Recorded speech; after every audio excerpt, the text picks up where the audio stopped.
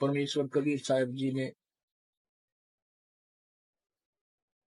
फिर आप जी को संदेश दिया है कि पूरे गुरु की शरण में आने के उपरांत आप जी ने कैसे उसके साथ व्यवहार करना है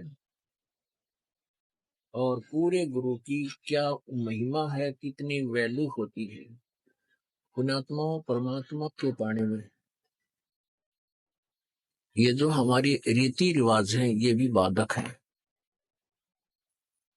परमेश्वर ने कहा है कि मन कर धीर बांध ले रे बौरे और छोड़ दे न पछलों की रीत। अब जैसे कल या आज जैसे भी राखी का त्योहार था, रक्षाबंधन का त्योहार था, इस रक्षाबंधन की क्या आवश्यकता है, क्यों इसको हम मना रहे हैं? ये काल के चलाए हुए अपने इस टाइम पास करने की खातिर, टाइम वेस्ट करने के लिए और हमें पीड़ित रखने के लिए एक ये रीति बना रखी है।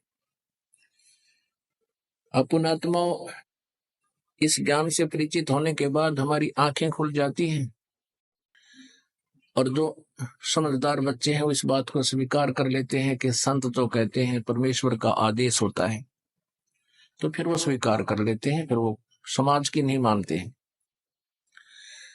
एक बहन ने बताया कि जी उपदेश लेने से पहले मैं राखी बांधने के लिए अपने भाई के वहां घर गई।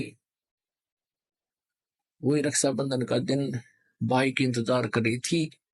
दुर्घटना के अंदर भाई की मृत्यु होगी, उसका शव आया, टक्कर मार मार कर रो रही थी।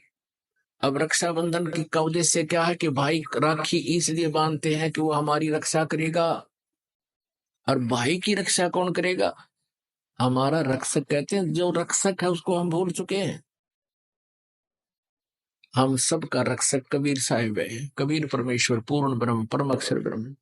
हम सबने भाई और बहनों ने मिलकर परमेश्वर कबीर जी के रक्षाबंधन बांधना चाहिए, रख राखी, ताकि भाई और बहन दोनों का रक्षक हो जाए। कबीर साहब को रक्षाबंधन कैसे बंधेगा? हम उसके शरण में आ जाएंगे और जो जाकी शरणा बसे ताको ताकी लाज, जल सो ही मछली चढ़ जा बह जाते गजराज। हमने अपने परमात्मा को राखी बांधनी चाहिए।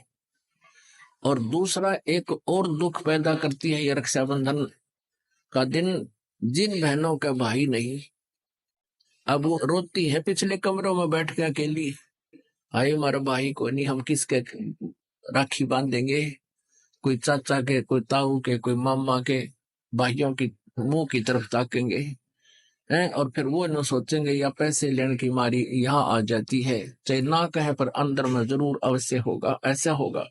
और हमने ऐसा ना करना है। हमने अपने ऊपर कर्जा नहीं चढ़ाना किसी का। तो इसलिए हमने रक्षाबंधन का त्योहार कैसे मनाना है? परमात्मा का नाम ले लेना है। और फिर ये 10वां दिन यहाँ त्योहार होता है, सत्संग होता है, इसमें आकर के हमने इस परमात्मा के ज्ञान को सुनना है। तो ये इस तरह की जो रीति रिवाजें हैं ये हमें पीड़ित करने के लिए है, हमारे को एक दूसरे से दूर करने वाली है। अब रिवाजें बन गई हैं कि बहन राखी बांधना आवेगी, उसको कुछ देना पड़ेगा, एक मजबूरी सी बन गई। तो ये भी हमारे नाते में दरार पैदा करती है।